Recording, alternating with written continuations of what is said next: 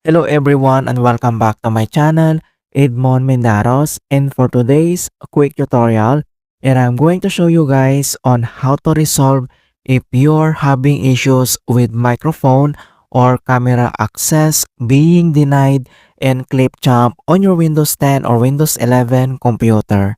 And without further ado, and let's go ahead. So the first solutions we will do is to enable microphone and camera access in Windows settings. Kung paano ba yan natin gawin, all you have to do is to open up on a search menu.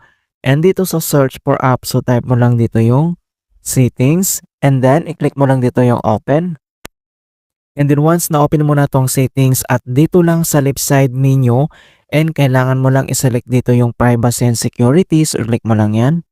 At dito sa right side ay kailangan natin i-locate dito yung app permissions, so scroll down. And then dito sa app permissions, and then select mo lang dito yung camera, so click mo lang yan.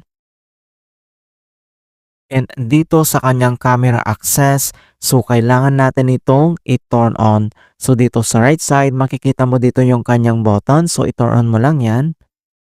And then same naman dito sa kanyang lit apps access your camera.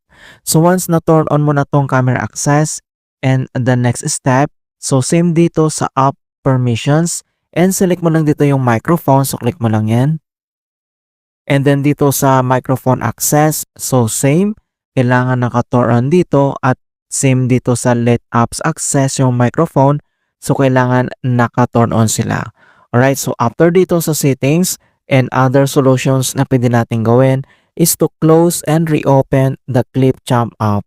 Kung paano ba yan natin gawin, all you have to do is to right click on the taskbar. So dito sa ating taskbar and blank space area dito, so kailangan mo lang mag right click and select mo lang dito yung Task Manager.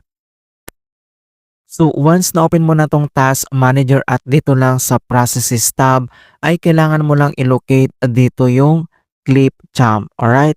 Or dito sa taas, pwede mong i-type yung Clip Jump. Ayan. And then mag-appear ka agad dito. And then ang gagawin natin is to, kailangan natin itong i-end task. So select and right click. And then kailangan mo lang i-click dito yung end task para ma-close and reopen. So click mo lang yan and wait natin. Alright. And then after dito sa task manager and close lang natin yan.